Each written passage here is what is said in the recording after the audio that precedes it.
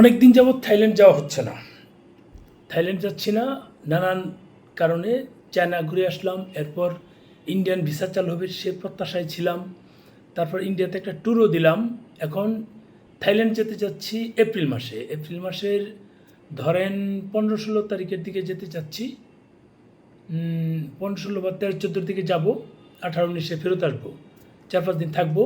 যদি কেউ থাইল্যান্ড যেতে চান আসতে পারেন। বিমান ভাড়া তো আছেই, সাথে আমাদের যে প্যাকেজটা সেটা নিয়েই আমি পোস্ট দিব, সেটা দেখবেন। এখন জাস্ট আপনাদেরকে জানাচ্ছি যে আগামী মাসে থাইল্যান্ড যেতে চাচ্ছি। কেউ আগ্রহী আছেন কিনা? যদি আগ্রহী থাকেন তাহলে যোগাযোগ করবেন।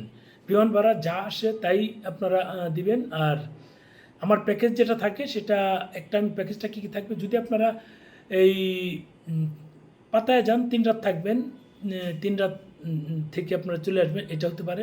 অথবা 2 রাত থেকে চলে আসতে পারেন, 2 রাত 3 দিন হতে পারে। পাতায় ঘুরে আসলেন, আমরা কোরাল আইল্যান্ডও দেখাবো।